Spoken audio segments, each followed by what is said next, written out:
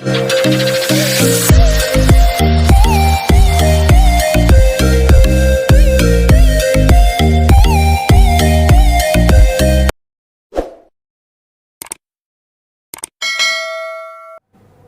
आप सभी को।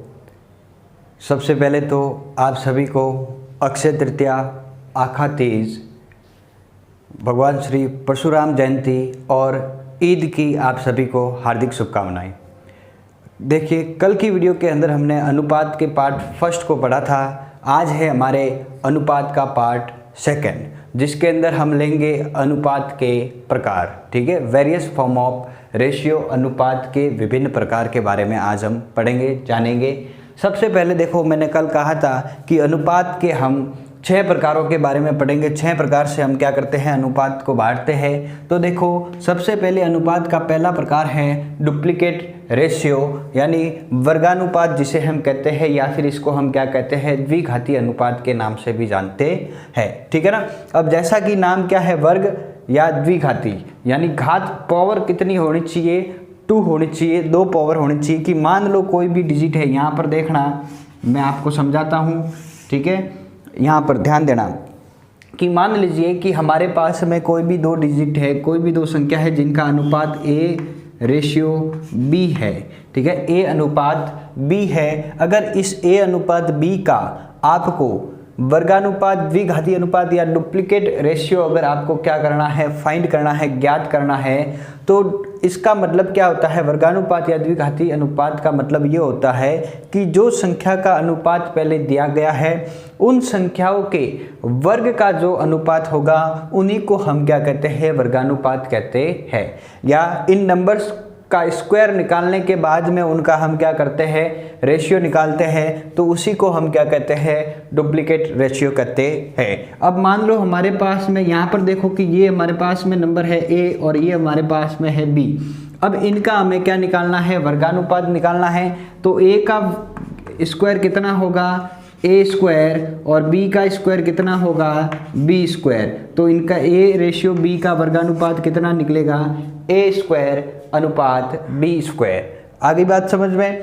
फिर उसके बाद में देखिए आगे इसी तरीके से, ठीक है ना, वर्ड को आप समझते जाना, वर्ड के अकॉर्डिंग सारा का सारा टाइप होगा, काम होगा।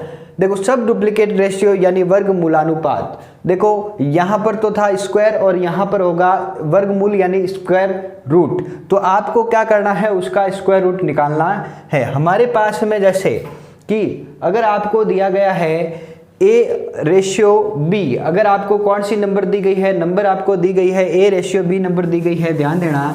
अब इसका, इसी A रेशियो B नंबर का हम क्या करते हैं, ये यहाँ पर हमारे पास में नंबर दी गई है A रेशियो B। अब इसका हम क्या करते हैं, फाइंड करते हैं, सब डुप्लीकेट रेशियो वर्गमूलानुपात फाइंड करते हैं। तो वर्गमूलानुपात किस तरीके से फाइंड करेंगे, तो ध्यान देना कि हमें यहाँ पर क्या निकालना है, उन संख्याओं का क्या निकालना है, वर्गमूल निकालना है, स्क्वायर रूट निकालना है। तो इन संख्याओं के स्क्वायर रूट के बीच के अनुपात को ही हम क्या कहते हैं, वर्गमूलानुपात कहते हैं, सब डुप्लीकेट रेशियो कहते हैं। तो A का स्क्वायर रूट निकालेंगे तो क्या लिखेंगे, स्क्वायर रूट ऑफ A, फिर ratio square root of B।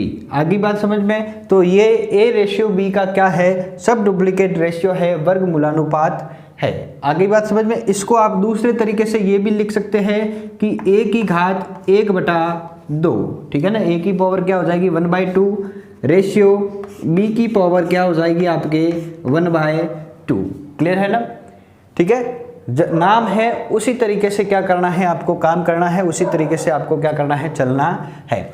फिर उसके बाद में देखो 2 प्रकार हो गए हमारे पास में। 2 के बाद में हमारे पास में तीसरा टाइप है, क्या है, ट्रिप्लिकेट रेशियो, गणानुपात या त्रिघाती अनुपात हम क्या करते हैं, उसको कहते हैं। ठीक है ना। जैसा कि नाम है, ट्रिप्लिकेट का मतलब क्या होता है, 3 पावर आपको लगानी है। गणानुपात, ठीक है ना, गण के अंदर भी कितनी पावर होती है, घात कितनी होती है, 3 की घात होती है, या फिर इसको त्रिघाती अनुपात भी कहते हैं। तो उसी प्रकार से देखना है आपको सीधा सा कि अगर आपके पास में संख्या कौन, देखो सबसे पहले फर्स्ट वाला तो क्या था हमारे पास में कि स्क्वायर है, तो A स्क्वायर रेशियो क्या हो जाएगा, B स्क्वायर।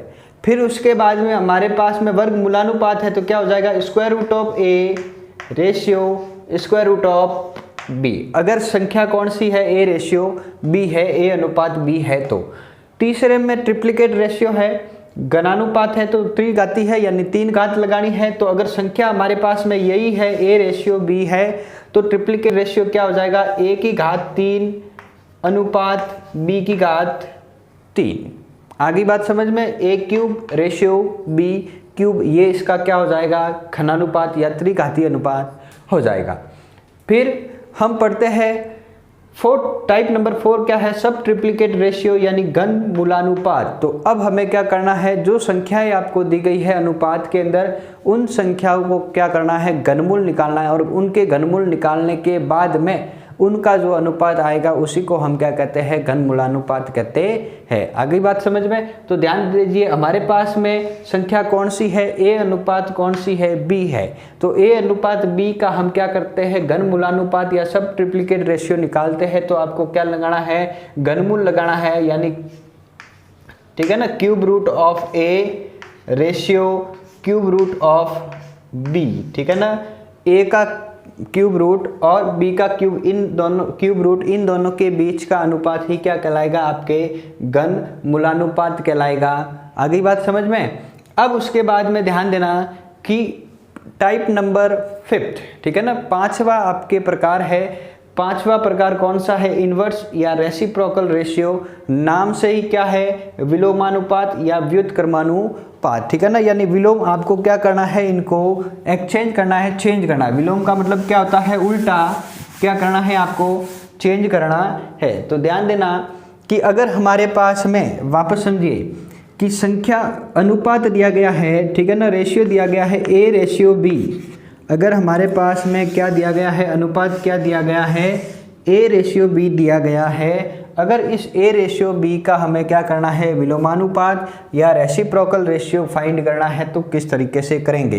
तो आपको किस तरीके से करना है कि यहाँ पर दिया गया है विलोम, विलोम का मतलब होता है उल्टा, ठीक है। जब विलोम उल्टा करेंगे, उल्टा मतलब क्या होता है, एक यहाँ पर है तो इसका उल्टा क्या हो जाएगा, ए है तो 1/a, ये क्या हो जाएगा, इसका उल्टा हो जाएगा, चेंज हो जाएगा, रेसिप्रोकल हो जाएगा। तो हम क्या लिखते हैं यहाँ पर, 1/a का अनुपात b का व्युत्क्रमानुपात या इनवर्स क्या हो जाएगा, 1/b। अगर अब इन दोनों को हम क्या करते हैं, क्रॉस मल्टीप्लिकेशन करवाएंगे तो इनका रेशियो क्या हो जाएगा, b रेशियो a। आगे बात समझ में। तो क्या हो गया, बिल्कुल उल्टा हो गया, क्या हो गया, उल्टा हो गया, विलोम हो गया, व्युत्क्रम हो गया। तो इसलिए इसको यानी ए रेशियो बी का जो ए अनुपात बी है उसका हम क्या करते हैं, विलोमानुपात या व्युत्क्रमानुपात क्या करते हैं, ज्ञात करते हैं। तो आपके रेशियो क्या हो जाता है, चेंज हो जाता है, उल्टा हो जाता है। ए अनुपात बी है तो किस में कन्वर्ट हो जाएगा, बी अनुपात ए के अंदर क्या हो जाएगा, कन्वर्ट हो जाएगा। आगे बात समझ में, ठीक है। फिर उसके बाद में अपना जो लास्ट वाला जो हमारे पास में टाइप है, लास्ट टाइप कौन सा है हमारे पास में, कंपाउंड रेशियो का मिश्रित अनुपात का हमारे पास में लास्ट टॉपिक है, लास्ट प्रकार है, ठीक है ना। देखिए मिश्रित अनुपात किसे कहते हैं, तो ध्यान देना है कि 2 and more than 2, ठीक है ना, 2 या 2 से अधिक अगर आपको अनुपात दिए गए हैं तो उन अनुपातों का के जो पद है, यानी फर्स्ट टर्म्स है, सेकेंड टर्म्स है या थर्ड टर्म्स है, तो फर्स्ट से फर्स्ट का मल्टीप्लिकेशन, सेकेंड से सेकेंड का और थर्ड से थर्ड का, इस तरीके से उनका सबका मल्टीप्लिकेशन करने के बाद में हम क्या करते हैं, फिर उनका क्या करते हैं, रेशियो निकालते हैं, अनुपात निकालते हैं। तो उसे हम क्या कहते हैं, कंपाउंड रेशियो कहते हैं, मिश्रित अनुपात कहते हैं, ठीक है। चलिए समझिए, देखिए हमारे पास में अनुपात दिए गए हैं, रेशियो दिए गए हैं। देखो सबसे पहले तो मैं ले लेता हूँ ए रेशियो बी, ठीक है। दूसरा यहाँ पर ले लेते हैं सी रेशियो डी, ठीक है। तीसरा अपन एक बार और ले लेते हैं, ए बी हो गया, सी डी हो गया, फिर ई रेशियो हम क्या ले लेते हैं, एफ ले लेते हैं। अब ये 3 रेशियो दिए गए हैं, 3 अनुपात दिए गए हैं हमें, तो इन तीनों का ही हमें क्या करना है, मिश्रित अनुपात ज्ञात करना है, कंपाउंड रेशियो क्या करना है, ज्ञात करना है। तो क्या करेंगे हम कि कंपाउंड रेशियो फाइंड करने के लिए आपको फर्स्ट टर्म इसकी और फर्स्ट टर्म इसकी, तीनों ही अनुपात, जितने भी जो अनुपात दिए गए उन सब की फर्स्ट टर्म को आपस में क्या करना है, गुणा करवाना है, मल्टीप्लिकेशन करवाना है। तो क्या हो जाएगा, A इंटू सी इंटू ई। फिर अनुपात का चिन्ह लगाकर आपको सेकेंड टर्म्स को सभी सेकेंड टर्म से क्या करना है, मल्टीप्लिकेशन करवाना है। क्या हो जाएगा, B into D into F. तो मतलब क्या हो गया कि आपके ACE रेशियो या अनुपात BDF, ठीक है, ये क्या हो जाएगा, इसका मिश्रित अनुपात हो जाएगा। ठीक है, अब देखो हम उदाहरण के संख्याओं का उदाहरण लेते हैं। मान लो कि हमारे पास में दिया गया है 1:2, फिर उसके बाद में दिया गया है 3:4, फिर उसके बाद में दिया गया है 5:6। तो इनका हमें मिश्रित अनुपात ज्ञात करना है। तो किस तरीके से करेंगे कि जो प्रथम पद है, फर्स्ट टर्म है, सभी का गुणा क्या हो जाएगा, 1 इंटू 3 इंटू 5। अनुपात सेकंड टर्म कौन सी है, 2 है, 2 इंटू 4 इंटू 6, इन सभी का क्या है, गुणा। तो कितना हो गया, 1 इंटू 3, 3 इंटू 5 कितना हो गया, 15। अनुपात कितना हो गया, देखो यहाँ पर 2 इंटू 4 कितना हो गया, 8, और 8 इंटू 6 कितना हो गया, 48। ठीक है, क्लियर है। अब देखो कि अगर डिवाइड हो रहा है, ठीक है, तो आप इनको क्या करो, और कट करो। जैसे अगर हम ये क्या करते हैं, इनको और कट करते हैं, 3 की टेबल से जा रहा है हमारे पास में, तो 3 की टेबल से कितनी टाइम, 5 टाइम, और ये 3 की टेबल से कितनी टाइम, 1 और 6, ठीक है ना, 16 टाइम। तो 1:2, 1:2, 3:4 और 5:6 का जो मिश्रित अनुपात हम निकालते हैं, कंपाउंड रेशियो हम निकालते हैं, तो इन तीनों का ही कंपाउंड रेशियो मिश्रित अनुपात कितना आता है, 5:16 इनका क्या बनता है, मिश्रित अनुपात बनता है। ठीक है, तो ये सारे के सारे थे अनुपात के प्रकार। आज की वीडियो के अंदर हमने पूरा किया है सारे के सारे वेरियस फॉर्म ऑफ रेशियोज। अब अगली वीडियो के अंदर हम लेके आएंगे जितने भी इसके इम्पोर्टेंट फैक्ट है कि अब अनुपात को किस तरीके से सॉल्यूशन करेंगे, ठीक है ना, हल किस तरीके से प्रश्नों को करेंगे, इनके इम्पोर्टेंट फैक्ट्स और अनुपात की क्या क्या विशेषता है किस तरीके से करेंगे, और उसके बाद में आपके अनुपात का टॉपिक पूरा हो जाएगा। Thank you.